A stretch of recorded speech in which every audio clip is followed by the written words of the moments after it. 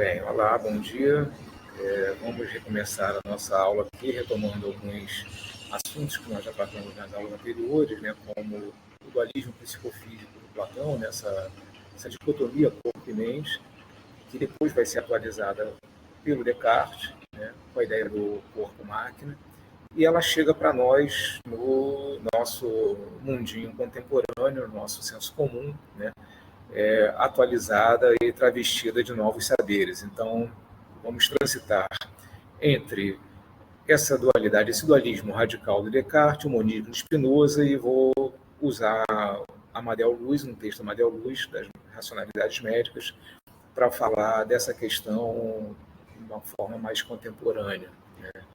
E, para começar, eu vou pegar essa metáfora, né, do corpo-máquina, que ela é muito presente na publicidade, na mídia, em alguns cursos da saúde, no curso da nutrição principalmente. Aqui o alimento é tratado como combustível da máquina, né? É uma metáfora que aparentemente é inocente, mas ela traduz um pouco essa ideia de um corpo que tem uma engrenagem, né? Ele tem um certo mecanismo, né?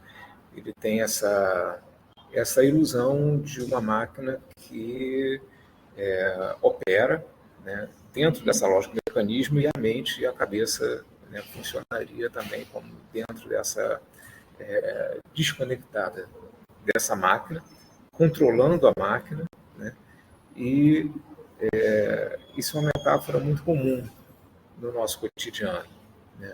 Então, o tempo todo nós somos bombardeados com essa ideia de um corpo-máquina que faz parte da nossa constituição. Nós temos que cuidar da máquina, temos que botar a máquina para se movimentar, né? Esse é o mote, né? Isso aparece o tempo todo.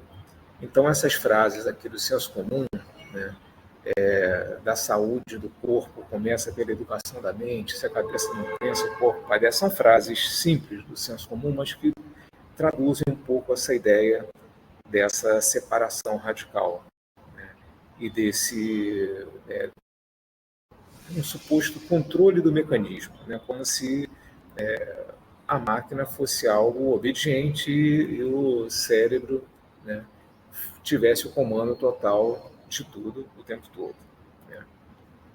E tem um outro lado que também olha para o corpo de uma outra maneira, né, não nessa perspectiva maquínica, mecanicista, mas que fala de uma certa junção de corpo e mente, né? Então, tem as terapias alternativas, né? Tem, né, alguns aspectos da religiosidade, tem também, né, uma tradição do pensamento que também chega no senso comum, falando dessa conexão, né?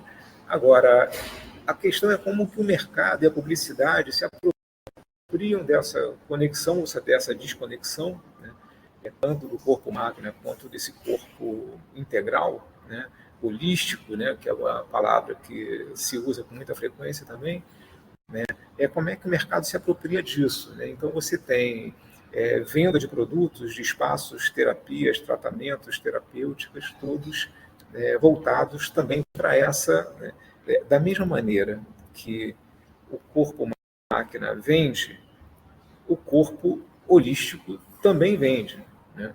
Então, o que eu estou querendo chamar a atenção aqui é para essa apropriação dos discursos que o mercado, a mídia, a publicidade, como que ela coloca a coisa nesses termos, né? E ainda tem os hibridismos, né? Tem as misturas que a galera produz, né, no sentido de misturar coisas que são diferentes, né? Aqui tem o Exu Zen, né, que é uma pérola da criatividade, né? É Exu, mas é Zen ao mesmo tempo, né? São duas coisas que, né, se levar ao pé da letra, Exu não é Zen, mas tudo bem, né? Aqui ele funciona como produto, né? Tem essa ideia, né, do mindfulness, essa ideia da conexão integral, de você estar conectado no presente, né? Assim, você tem algumas ideias que circulam, né, mas que são discursos. Então, nós temos que olhar para elas como discursos, como é que essas ideias são construídas e o que está por trás dessas ideias, né? porque há também, né, mais recentemente, não só o discurso do faça você mesmo, do você consegue, né, o discurso da autoajuda, o discurso da tecnologia hibridizando com o corpo, né, quer dizer, o corpo ele é atravessado por vários discursos ao mesmo tempo. Ao mesmo tempo, ele é um objeto mecânico, mas ao mesmo tempo ele é holístico, mas ao mesmo tempo, se você quiser, você consegue, mas ao mesmo tempo os fármacos, as próteses, a tecnologia vão ampliar a capacidade do corpo. Tudo isso faz parte desse corpo, né? E, eventualmente, tem alguns resgates de tradições antigas, né? Tem depilação egípcia, massagem com pedras quentes. Assim, você tem tradições que são milenares, que são apropriadas pelo mercado para vender serviços, tratamentos terapêuticos voltados para o corpo, né? Para o corpo ficar um brinco. Então, sempre tem alguma clínicazinha disposta a vender o tratamento correto para o seu corpo, consequentemente para a sua alma, como se fossem duas coisas diferentes, né? Já que a nossa perspectiva aqui é que não há separação, mas a galera, né, investe nessa separação porque ela ajuda a vender os seus produtos. E, tradicionalmente também, o público feminino ele é mais solicitado, né? Ele é mais afeito a esses tratamentos, essas terapias, mas o público masculino também, cada vez mais, ele vai ganhando espaço nesse mercado, né? E ele vai também sendo trazido, né, convidado, vai sendo ali seduzido para entrar nesse mundo do consumo dos tratamentos e medicamentos e de serviços que vão ampliar a harmonização do corpo e da mente, né? Esse termo, harmonização, já é um termo complicado, né? A galera os sommeliers, né? A galera da gastronomia gosta muito desse termo pseudo-chique, né? Da harmonização, de você harmonizar um vinho com qualquer outra coisa, né? Isso é um termo interessante, né? Em termos de publicidade, em termos de mídia e consumo. Espera aí que eu estou ao mesmo tempo dando a aula e pilotando aqui a entrada dos alunos, tem gente que está caindo e voltando. Bem, então, para falar disso, eu vou recorrer aos dois rapazes, né, que eu citei anteriormente, o Descartes e o Spinoza, né? E o Descartes, ele vem de uma tradição, assim, ele é o pai do método científico, né? O Descartes ele vem de uma tradição do pensamento de um racionalismo absurdo, né? Onde aquela frase dele, o penso, logo existo, né? Ela reduz tudo ao pensamento. O pensamento é que ajuda o sujeito a se livrar, né, das agruras do senso comum, dos preconceitos e das crendices da cultura e da tradição religiosa. Quer dizer, o Descartes ele funda, né, no Ocidente a tradição de um pensamento científico baseado único e exclusivamente na razão e no pensamento. E o Descartes tem um livro que é As Paixões da Alma, que ele fala o tempo todo do corpo e da mente, do corpo e da alma, como duas coisas radicalmente diferentes, né? Para eles, o corpo, o que ele chama textualmente de um corpo-máquina, ele é um feixe de nervos, músculos, funções, de órgãos que compõem uma estrutura, né, mecânica, biológica, porém mecânica, ele compõe um organismo, mas que essas sensações corpóreas são totalmente dependentes do pensamento.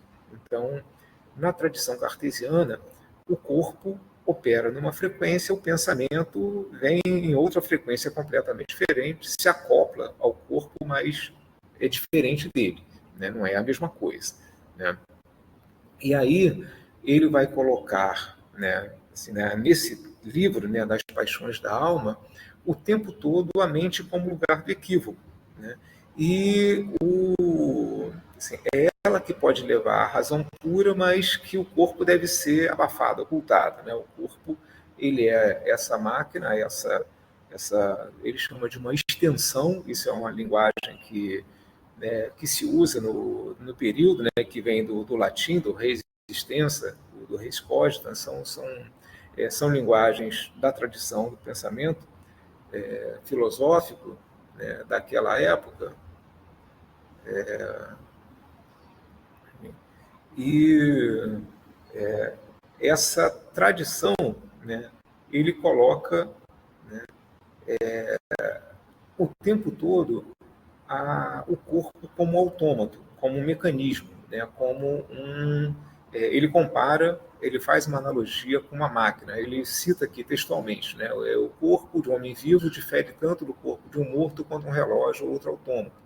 Quando está montado, tem em si o princípio corporal dos movimentos, para os quais é instituído, com tudo que é necessário para a atuação. Difere mesmo do relógio ou de outra máquina quando está quebrado e o princípio de seu movimento cessa de agir. Então, para ele, o corpo é um mecanismo, como um relógio, né? Como uma máquina que opera segundo essas regras, né? Então, o tempo todo ele vai colocar essa distinção, essa separação radical, a lá Platão, né? E ele vai situar a conexão do corpo com a mente, do corpo com a alma, na glândula pineal, que é um órgão, e é por esse órgão que a alma entra, digamos assim. É por ali que a alma se apropria, se apodera, né? A alma entra no corpo a partir dessa glândula, que, segundo ele, está lá no meio do cérebro, onde ela irradia para todo o restante do corpo, por intermédio dos espíritos, dos nervos e mesmo do sangue, participando das impressões dos espíritos, podendo transportá-la para todos os membros. Ou seja, dentro do corpo tem lá uma espécie de disjuntor, né? Tem lá uma tomada, que é nessa tomada que a conexão acontece e a alma vai circular por ali, né? E ele vai dizer que a partir desse lugar, né, dessa glândula pineal, que entram os espíritos animais que funcionariam como transmissores neurais, né? Então, temos aqui uma metáfora, né, dessa condição, dessa separação radical, né? Então, na perspectiva dele, né, esse mecanismo, né, ele obedece a esse comando desse, digamos, desse pendrive, né, mas que esse pensamento é introduzido no corpo a partir de Deus, né? Ele precisa ainda, na tradição filosófica do tempo dele, né, ele precisa ainda pagar esse pedágio, e como não há uma outra explicação plausível, ele coloca Deus como é Deus que anima o corpo, é Deus que dá a substância pensante, né? É Deus que mistura a conexão desse corpo-máquina com a alma, com o cérebro e com o pensamento. Então, a tradição platônica é a tradição que está por trás de alguns setores da medicina moderna. Tem vários setores que atuam nessa perspectiva de vamos olhar para o corpo e o sujeito, o pensamento, a alma, os desejos, os afetos, é outra coisa que não importa. O que importa é conhecer o corpo biológico, né? Na perspectiva do Spinoza, que é um outro filósofo quase contemporâneo do Descartes, né? Ele é muito próximo do Descartes em termos temporais, né? Quando o Spinoza nasce, o Descartes já está vivo e ele vive um pouco mais, né? Mas Spinoza já parte de uma outra base de pensamento completamente diferente, né? Ele já situa essa relação corpo-mente como um monismo radical, como uma separação integral. Perdão, como uma junção integral, né? Não havendo separação entre eles, não havendo, ele não vê distinção entre uma coisa e outra. Pelo contrário, para ele, o corpo é uma matéria pensante, né? E o pensamento é oriundo do corpo, né? Já é uma outra perspectiva, no mesmo momento histórico, abre um outro caminho para pensar essa questão. É que essa ideia de Deus, ela é muito diferente, né? Spinoza vem de uma tradição de judeus marrandos, né? A família dele morava na Espanha, e ele teve contato com a tradição do pensamento árabe, com a tradição do pensamento grega. Ele vem de uma tradição filosófica, né, que percebe Deus uma outra perspectiva diferente desse Deus cristão da tradição judaico-cristã, né, desse Deus cristão ocidental, né.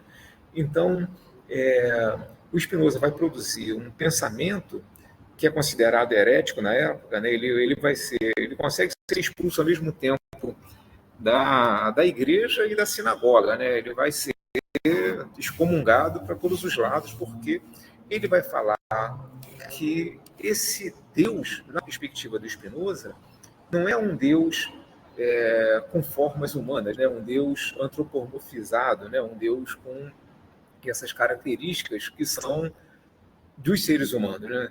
Ele vai falar que esse Deus criado pelo homem é um Deus feito para dominar os outros homens, né? Esse Deus punitivo, esse Deus vigilante, esse Deus que fica tomando conta da vida alheia e punindo quem não se comporta de acordo com os princípios da religião, né? Esse Deus é uma invenção humana, né? Feita para dominar outros seres humanos, né? E ele coloca Deus como a natureza, né? Se a frase principal do Descartes é Deus sive natura, ou perdão, se a frase principal do Descartes é o cogito ergo sum, né? O penso logo existo, a frase principal que traduz Spinoza é Deus sive natura, ou seja, Deus é a natureza, né? Para ele, tudo que existe, tudo que é vivo é uma forma da manifestação de Deus, né? Pensando, por exemplo, quando nós olhamos aquela primeira foto clássica, né, do planeta Terra, do planeta planeta azul, né, foi aquela primeira foto que a Apollo produziu, né? Nós temos ali um planeta que tem uma vida pulsante. Essa vida pulsante é Deus. A gente pode fazer uma analogia ao Deus do Spinoza, né? É um Deus que está nas coisas, é um Deus que está em tudo, né? Então, o nosso corpo é a manifestação material de Deus e o nosso pensamento é a manifestação pensante de Deus. Então, o que nós estamos fazendo aqui nesse momento é conectados via pensamentos, nós estamos falando, nós somos Deus, em essência, né, metaforicamente, na medida em que nós estamos nos comunicando, e esse pensamento transcendente é produzido por nós que somos seres pensantes, nós somos, ao mesmo tempo, matéria, carne, extensão e pensamento. Então, o Spinoza não vê separação entre o corpo e a mente, porque para ele tudo é uma coisa só, né? Deus está nas coisas, Deus está em nós, Deus está no nosso corpo, Deus está no nosso pensamento. Então, vamos combinar isso é uma forma muito radical de pensar para a época dele, né? Tanto é que ele vai ser expulso, excomungado, e a obra dele é publicada póstumamente, porque ele sabe que aquilo ali, o tempo dele não está preparado para ouvir aquilo, né? Então, na perspectiva dele, o corpo e a mente, eles são totalmente integrados, né?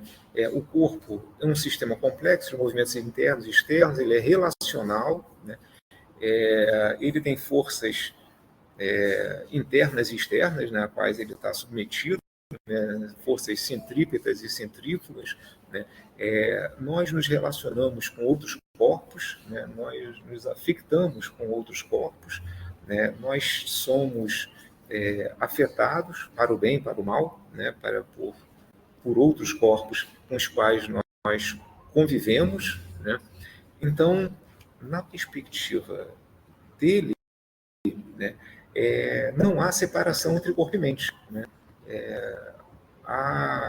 Essas duas formas de manifestação, elas são totalmente interligadas. Então, há uma total correspondência entre os acontecimentos corporais e psíquicos, né? Nós somos integrados, né, nessa perspectiva.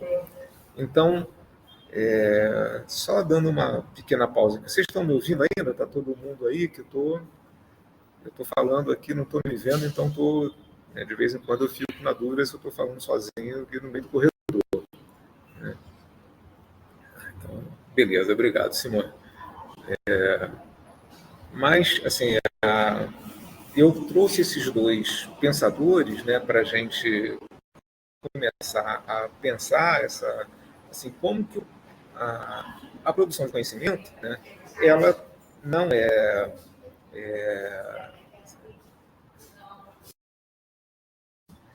ela tem lados que são hegemônicos, né? Ela não é uma unanimidade, né? Ela tem possibilidades diferentes de você olhar para o mesmo problema, né? E eu estou trazendo aqui dois pensadores clássicos da filosofia clássica que vão pensar essa relação com o corpo para a gente ver o quanto o discurso tanto pode caminhar para o lado da separação radical do corpo e mente, como pode caminhar para o lado da união radical corpo e mente, né? Não só corpo e mente, como também, na perspectiva do Spinoza, é corpo e mente e a natureza, e tudo, né? Então, é interessante o Spinoza colocar isso no século XVII, né? Essa ideia do conatos, isso que ele chama de conatos, que é essa pulsão de vida, né? Essa intensidade, né? Essa paixão pelas coisas, essa força, essa chama interior, essa força vital, né? Várias teorias que trabalham com o vitalismo, eles partem desse princípio, né? De uma força do sujeito, que ele fala que os seres humanos não possuem conatos, eles são conatos, ou seja, eles são esse tesão de existir. Né? Então, vamos botar no português claro, né? Nós não apenas possuímos eventualmente o conatos, nós somos essa força, né? Nós temos, exercemos essa força. Então, para ele, isso que ele chama de conatos, ele, no corpo, ele é um apetite e na alma ele é desejo. Então, ele está falando de um desejo que é, ao mesmo tempo, um apetite corporal e desejo psíquico. Então, corpo e alma não se diferem. Né? Afecções do corpo são afetos da alma e vice-versa. E se a coisa não funciona para um ou para outro, né? Se a coisa não funciona bem, os dois padecem juntos. Né? Não é isso funciona para a minha mente e não funciona para o meu corpo e vice-versa. Pelo contrário. O que Spinoza está falando é que essas sensações do corpo correspondem às paixões da alma, nossas ficções afetos exprimem o nosso conatos, né? Nós somos corpo e alma juntos, interligados.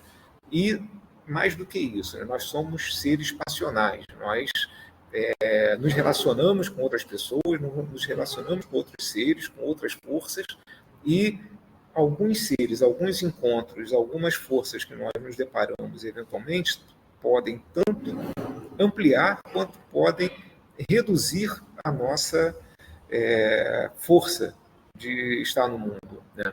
Então, ele fala que essas paixões, elas não são nem boas nem más, elas são naturais. Né? As paixões fazem parte, nós somos seres relacionais, nós nos relacionamos com outras pessoas e as outras pessoas nos afetam, para o bem e para o mal.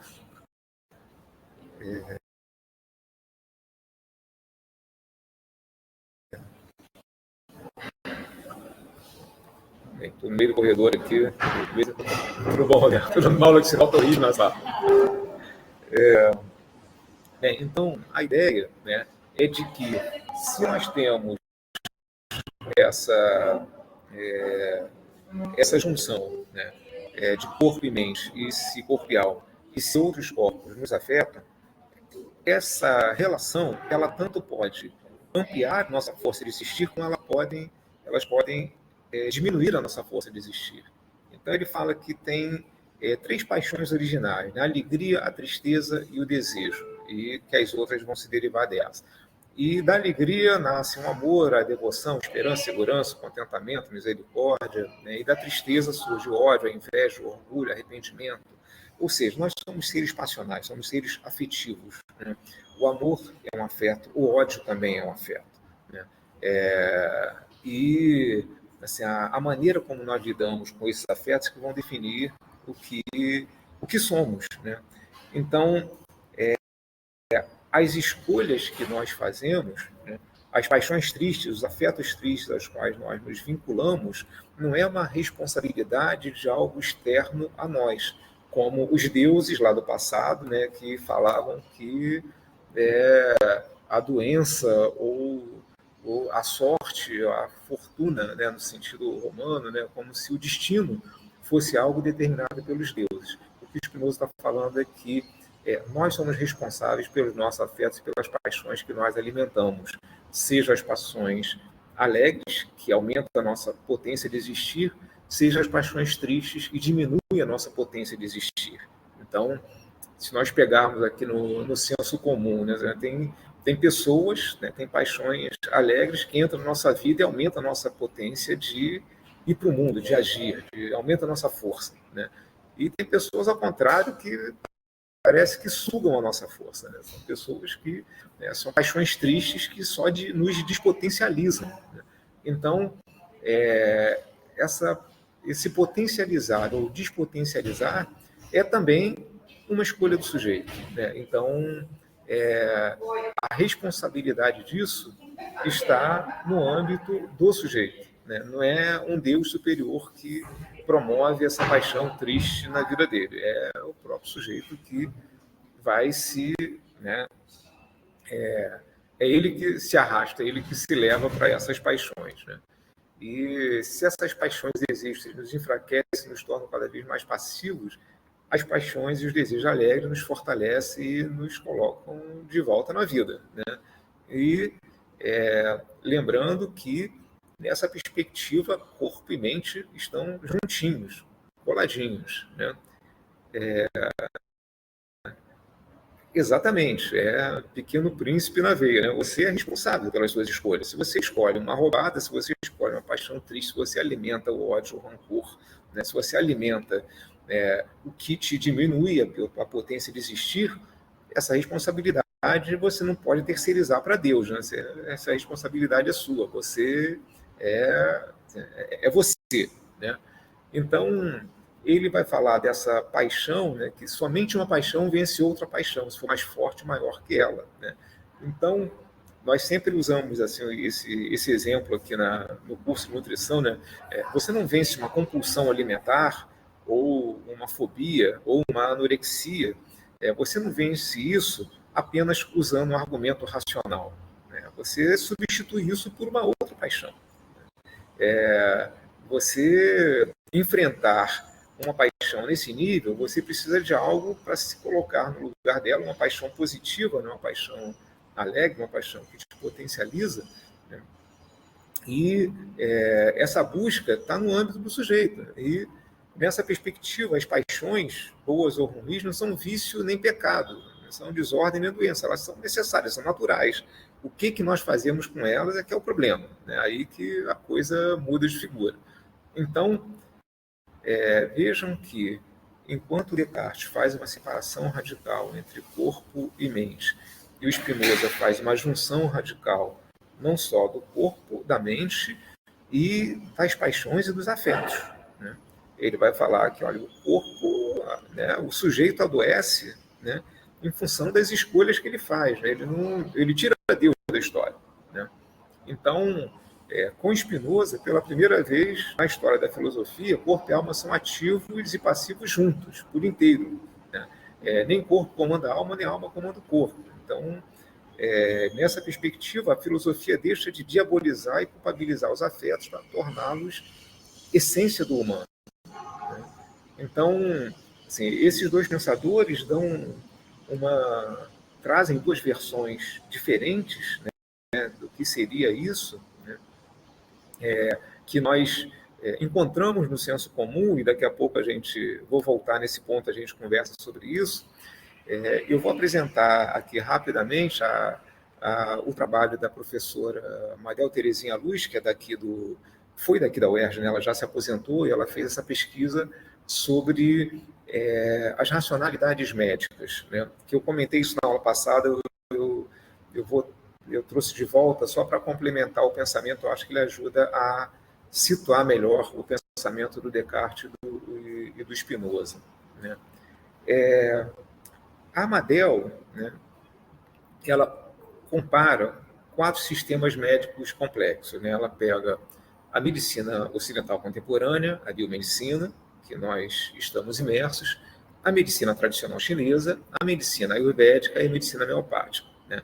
E ela fala que essas 4 medicinas, essas 4 racionalidades, né, elas são complexas, institucionalizadas, bem estruturadas, possuem eficácia, né? Elas têm um modus operandi particular, cada uma delas, né? E ela vai mostrar o quanto em todas elas, né, tem um quadro que aponta para uma morfologia humana, né? Assim, cada uma delas organiza o corpo segundo uma perspectiva, né? Define a maneira como esse corpo se constitui, a maneira como esses órgãos se interrelacionam, a maneira como as emoções, os afetos e né, essa, digamos, essa energia circula pelo corpo, né? Cada uma delas tem uma proposta de uma dinâmica vital humana, né, que é uma fisiologia, né, como é que é o equilíbrio, o desequilíbrio, como é que os órgãos funcionam, como é que essas ações são coordenadas no corpo. Então, cada uma delas vai ter um modo próprio de pensar, né? Cada uma delas também vai ter uma doutrina médica, vai ter um conjunto de pensadores, de conceitos, de teorias, de sistemas de pensamento tradicionais, né, que vão falar do que é o adoecimento, quais são as origens, quais são as causas, como tratar, como que você produz um diagnóstico, assim, como que é o processo terapêutico, ou seja, é uma compreensão de corpo, são 4 compreensões de corpo totalmente independentes entre si, com tradições de pensamento diferentes, com morfologia diferente, com diagnóstico diferente, com anatomia diferente, com terapêutica diferente, né? E as 4 não estão erradas, são apenas modos diferentes de entender o corpo, né? A biomedicina que habita entre nós, né, ela tem eficácia, mas a medicina tradicional chinesa e a medicina ayurveda também tem eficácia, está lá a China e a Índia, ambos são culturas milenares com mais de 1 bilhão de habitantes cada uma, e essa medicina funciona, ela funcionou muito bem, obrigado, durante séculos, né? Então, assim, nós não podemos destituir essa sabedoria falando que elas não são adequadas só porque elas não são científicas segundo o modelo de ciência tratado no Ocidente. Elas são um outro modelo que trabalham a partir de outros princípios, de outros conceitos, de outras teorias, de uma outra vertente, né? Então, é interessante notar que o corpo, ele no Ocidente, ele é olhado como uma máquina, dentro de alguns setores da medicina, ou dentro de alguns, né, no senso comum, mas em outras culturas ele é outra coisa, né? Então, não, assim, dá para relativizar esse olhar e perceber que tem outros olhares por aí, né? Essa medicina que nasce no Ocidente, né, com a revolução científica moderna, ela vai produzir um olhar sobre o corpo, um olhar que é muito mais mecanicista, biologicista, tecnicista, né? Ele vai priorizar, valorizar a técnica em detrimento dos afetos, das emoções, dos padrões culturais, do desejo, né, das afecções, das relações. Ela não olha para isso. Ela olha o que é quantificável, mensurável, né, o que é padronizável, mas ela não olha para o que é subjetivo. Então, o corpo também é uma máquina de produção subjetiva, né, usando a linguagem aqui do Descartes. Então, esses sistemas médicos, eles têm raízes diferentes, cosmologias diferentes, teorias diferentes, conceitos diferentes, princípios diferentes, modos de enxergar o corpo diferentes, modos de produção, reprodução, significados, concepções. E todas elas têm uma eficácia, e todas elas são institucionalizadas. Nós temos tratamentos pelo SUS, tanto da medicina, da biomedicina, da medicina tradicional chinesa, da medicina ayurveda e da homeopatia, né? Nós temos no nosso sistema esses 4 sistemas funcionando dentro do SUS, né? Então, são corpos diferentes, né? Mas, voltando aqui ao começo da aula, a questão que interessa para nós é como é que isso bate no nosso senso comum, no nosso mundo contemporâneo, como que a publicidade, o mercado se apropria desses saberes, né? Então, as representações de corpo, doença, adoecimento, tratamento, cura, né, elas vão ser também jogadas, né, vão ser trabalhadas, vão ser organizadas segundo as lógicas do mercado, né? Então, essas racionalidades, elas coexistem na nossa cultura, às vezes de maneira conflituosa, às vezes de maneira pacífica, mas há uma grande mistura, um hibridismo muito grande, um sincretismo muito grande de padrões, de colagem, né, de sobreposições, né, no modo como esse corpo é visto, né? Então, eu tinha comentado isso aqui numa aula passada, né, que você tem a acupuntura, né, a acupuntura estética para tratar estresse, obesidade, depressão. A medicina tradicional chinesa ela não está olhando para isso necessariamente, né? A acupuntura, a função dela, o princípio dela, a cosmologia dela, o conjunto teórico, conceitual, epistêmico dela, ela não está preocupada com a celulite, ela está preocupada com o estresse, né? Mesmo porque não é ela que causa isso, né? Então, assim, é interessante ver como que uma tradição milenar é apropriada de uma forma totalmente superficial e leviana pelo mercado, né, para poder vender os seus produtos e serviços, né?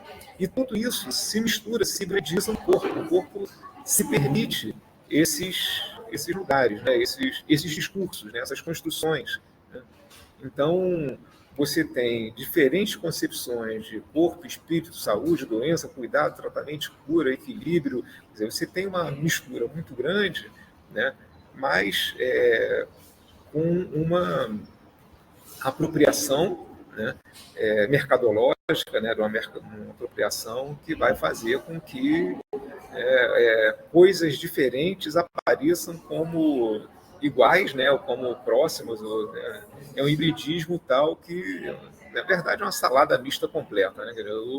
O corpo, os discursos sobre o corpo, eles incorporam muita coisa que às vezes é antagônica, incorpora muita bobagem. Então, nós temos, né, nesse discurso sobre o corpo muitas falas dissonantes que se apresentam como próximas, como harmônicas, né? E essa harmonização aí, né, nem sempre rola, né? Então, esses olhares sobre o corpo, eles apresentam várias nuances, várias perspectivas diferentes, né? Só que nós temos uma racionalidade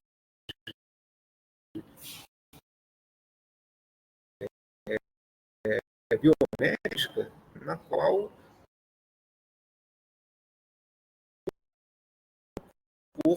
ela se coloca como hegemônica no campo e fica os outros saberes, né? Principalmente a psicanálise, né? A medicina, a ciência médica tradicional, ela fala que a psicanálise, primeiro, né, não é ciência, né? E é um saber.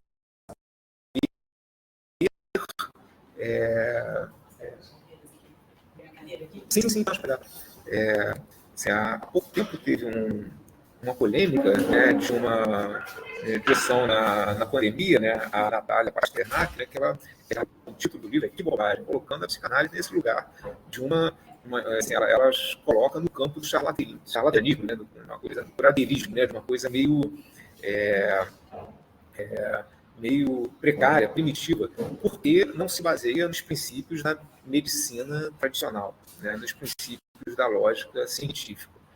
Então, essa mistura, esse conjunto de representações sobre o corpo no mundo contemporâneo, ele junta muita coisa diferente, dissonante, e o mercado vai trabalhar essas dissonâncias, vai se incorporar, vai se apropriar de diferentes discursos para vender os seus produtos, né? Então, nós temos uma ideia, né, de uma estetização da saúde, uma criação de parâmetros estéticos de beleza, magreza, juventude eterna como parâmetro de saúde, e o tempo todo a lógica do mercado vai colocar o corpo nesse lugar, né, a imagem corporal, o que é considerado saudável, considerado dentro de um corpo padrão determinado pela sociedade, né, um corpo aceito socialmente, mas fundamentado nos valores da biomedicina, né? Então, isso é algo interessante de se pensar, como é que esses modelos, né, um modelo estético, ele determina o que é um modelo de saúde, ele vai falar o que está dentro do padrão de normalidade, de patologia ou vitalidade, de energia, o que é saudável, o que é saúde, o que é beleza, e a beleza rimando com magreza, né? Se o corpo não é magro, o corpo não é saudável, né? Então, você tem aí uma distorção do que seria outros saberes de medicina, né, outros saberes médicos, né, do que seria doença, prevenção, cura, cuidados com o corpo, até percepção do próprio corpo. A percepção vai ser colocada nesse lugar, né? Então, bem, para vocês não falarem que eu sou uma pessoa cética demais, eu botei um namastê aqui só para terminar, só para, né, deixar a aula mais suave, para falar que eu sou um cara fofo também, né? Mas tem muito discurso que vende o namastê como produto, mas que, na real, né, a brincadeira é outra, né? Os interesses são outros, né? Os discursos produzidos sobre o corpo, eles obedecem a vários interesses, né? Então, isso, né? O corpo-máquina, ele atende a essa demanda de um corpo perfeito, e aí, nas próximas aulas, eu vou justamente questionar o que seria esse corpo perfeito, essa idealização do corpo perfeito, né? Eu vou fechar aqui a gravação, e vou aqui